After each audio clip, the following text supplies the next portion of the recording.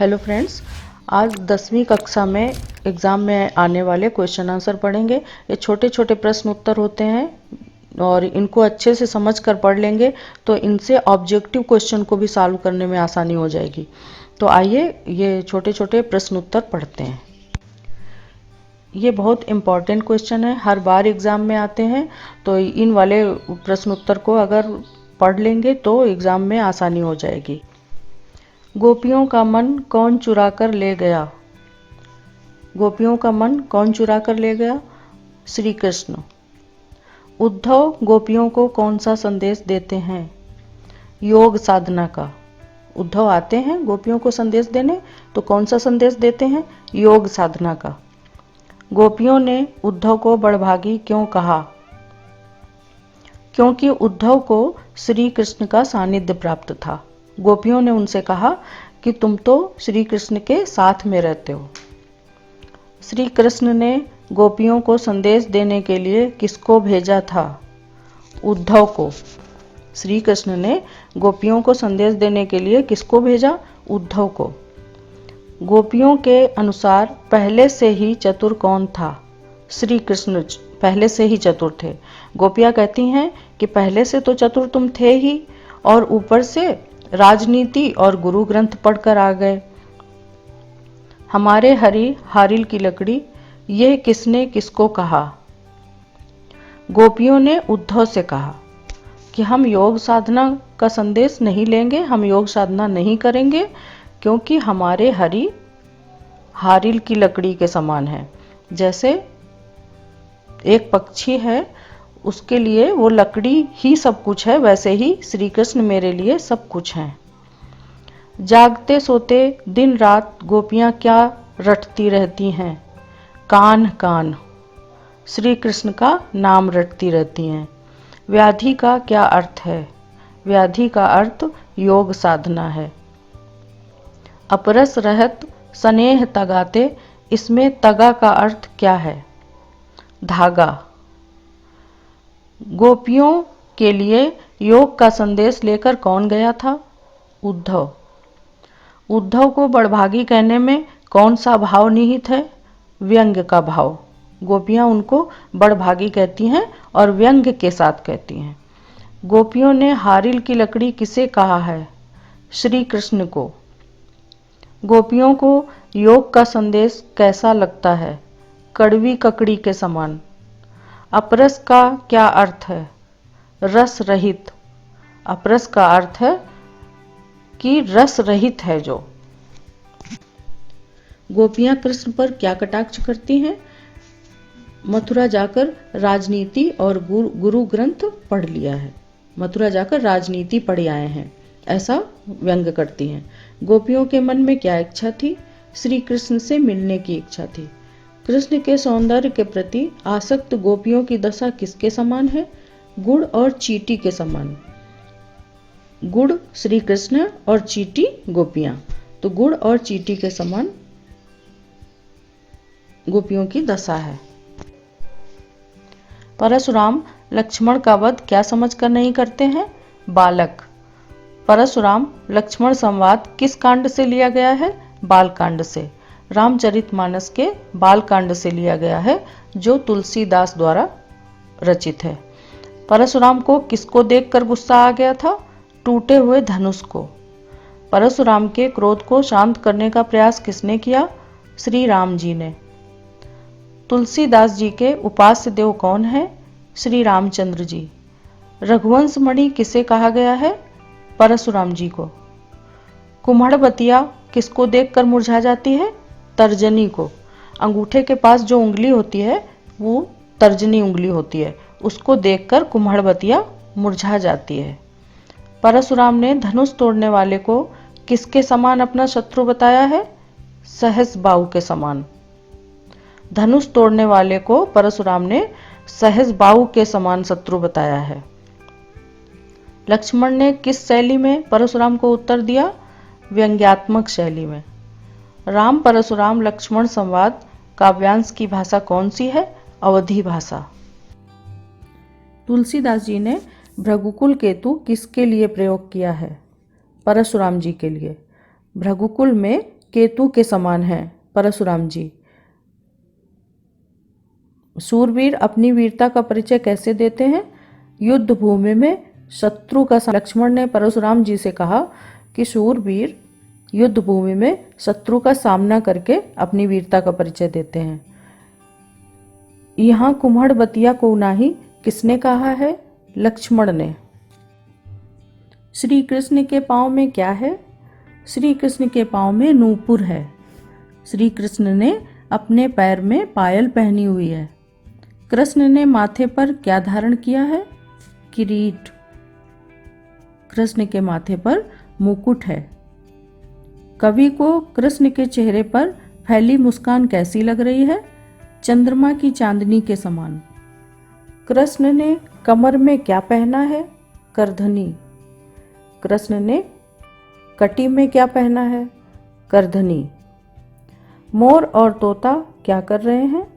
बसंत रूपी शिशु से बातें कर रहे हैं। तो मोर और तोता बसंत से बातें कर रहे हैं, मतलब बसंत बच्चे से बातें कर रहे हैं, तो बसंत रूपी शिशु से बातें कर रहे हैं।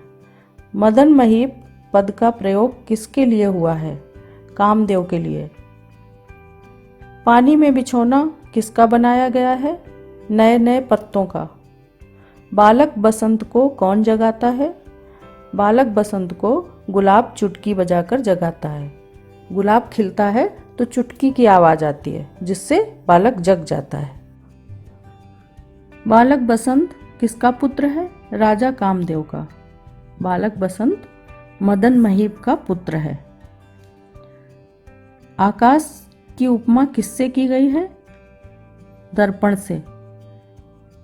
आकाश की उपमा शीशा से की गई है, आईने से। युवती के रूप में किसे चित्रित किया गया है? तारे को। जो आकाश में तारे हैं, तो तरुणी जो युवती है उसके रूप को तारे से चित्रित किया गया है। चांदनी रात के समय किस प्रकार का मंदिर बना हुआ है? स्फटिक शिला से मंदिर बना हुआ है। युवती कैसी प्रतीत हो रही है? तारे के समान, खड़ी झिलमिलाती। युवती कैसी प्रतीत हो रही है? तारे के समान खड़ी झिलमिलाती प्रतीत हो रही है। श्री कृष्ण के मुख पर हंसी कैसी लग रही है? चांदनी के जैसी। श्री कृष्ण के मुख पर हंसी चांदनी सी लग रही है। शिशु के पालने को कौन झुला रहा है? हवा। जो बसंत रूपी शिशु झूले में पालने में झूल रहा है, तो उसे हवा झुला रही है। आत्मकथ्य कविता में मधुप किसे कहा गया है? मन को। मधुप मतलब भौरा, भौरे रूपी मन को। आत्मकथ्य कविता किस युग की कविता है? छायावादी युग की।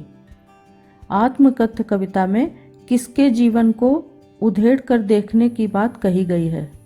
अंतर्मन रूपी गुदड़ी की। आत्मकथ्य कविता में किसकी उज्जवल गाथा गाने की बात कही गई है? चांदनी रातों में बिताए गए मधुर क्षणों की। कवि ने आत्मकथ्य में संसार को क्या कहा है? नश्वर। आत्मकथ्य कविता में किसकी सीवन को देखने की बात कही गई है? अंतर्मन रूपी गुदड़ी की। आत्मकथ्य कविता के कवि कौन हैं? जयशंकर प्रसाद। थका हुआ पथिक कवि ने किसके लिए कहा है? कवि ने अपने लिए कहा है। कवि ने स्वयं के लिए कहा है। थका हुआ पथिक कवि ने किसके लिए कहा है? कवि ने अपने लिए कहा है। कवि ने स्वयं के लिए थका हुआ पथिक कहा है, स्वयं को थका हुआ पथिक कहा है। जयशंकर प्रसाद के अनुसार आलिंगन में आते आते क्या भाग गया? सुख। आलिंगन में आते आते सुख भाग गया। आत्मकथा कविता में किसका रस लेने की बात कही है? अपने जीवन रूपी गागर से। अपने जीवन रूपी गागर से रस लेने की बात कही गई है।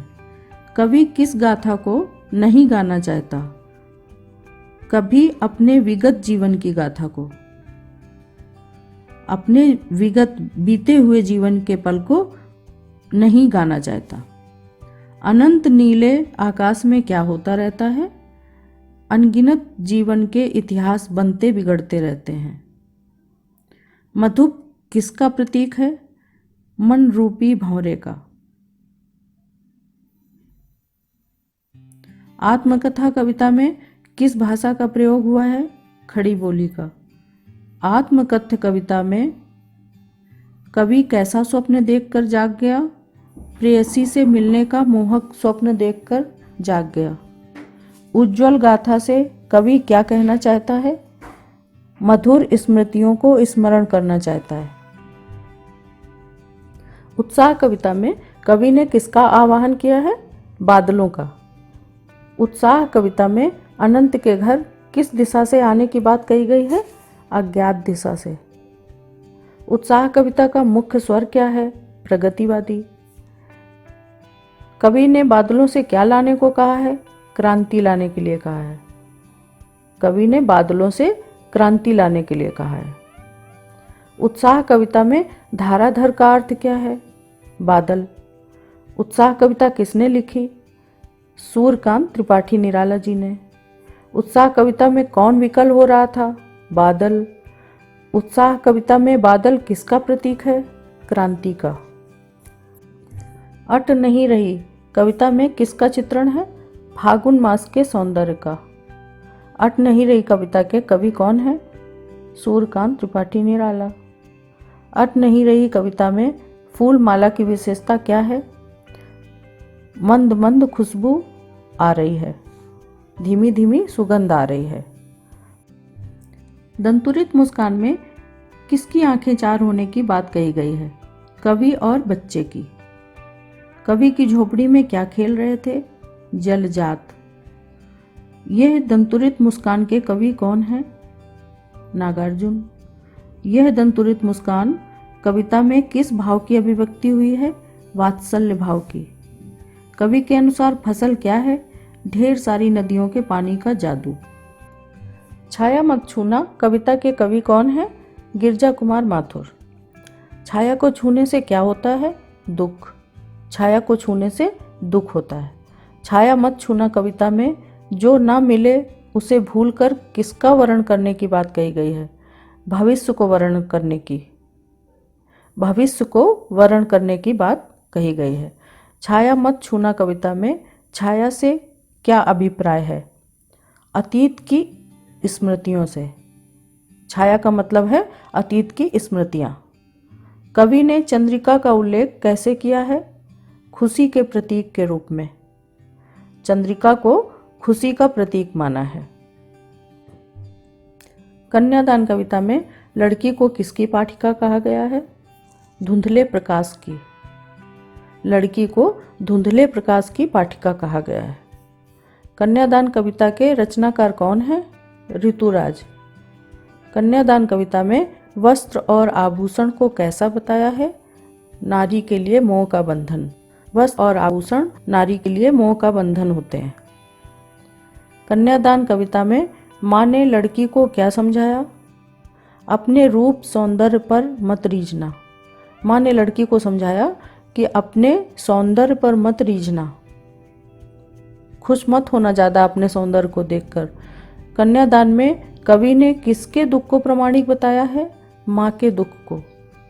कन्यादान कविता में शाब्दिक भ्रम किसे कहा गया है? आभूषणों को। माँ ने अपनी बेटी को समझाया कि ये आभूषण शाब्दिक भ्रम है, वास्तविकता पर चलना, इन आभूषणों से खुश मत हो जाना। संगतकार किसे कहते हैं? मुख्य गायक के साथ स्वर साधना करने वाले कलाकार को। संगतकार कविता के कवि कौन है? मंगलेश डबराल। संगतकार कविता में स्थायी किसे कहा गया है? गीत के मुख्य टेक को। मुख्य गायक का साथ देने वाले कलाकार को क्या कहते हैं? संगतकार। तार सप्तक किसे कहते हैं? सरगम को। सारे गा मा पा धा नी, ये तार सप्तक है। अवध झुलावे के की कीर बतरावे, यहाँ कीर का अर्थ क्या है? तोता। छाया मत छूना में कवि किसके पूजन की बात कर रहा है? यथार्थ के पूजन की। कवि ने फसल को सूरज की किरणों का क्या कहा है? रूपांतर। छाया मत छूना कविता में शरद रात आने पर भी किसके न खिलने का दुख है? चांद के न खिलने का। जो शरद पूर्णिमा होती है उसमें चांद निकलता है और चांदनी में लोग घूमते हैं। चांदनी की रोशनी में रहना अच्छा माना जाता है। निराला जी के अनुसार क्या नहीं पट रही है? शोभाश्री। कवि ने बादलों के हृदय में कौन सी छवि बताई है? विद्युत की। जग मंदिर किसे कहा गया है? संसार को। किसका स्पर्श पाकर पाषाण हृदय पिघल गया होगा? बच्चे के प्राणों का स्पर्श पाकर पाषाण हृदय पिघल गया होगा। आई होप ये वीडियो आपको पसंद आया होगा। इसमें छोटे छोटे प्रश्न उत्तर इतनी आसानी से इतने कम समय में आप पढ़ सकते हैं। Thank you for watching.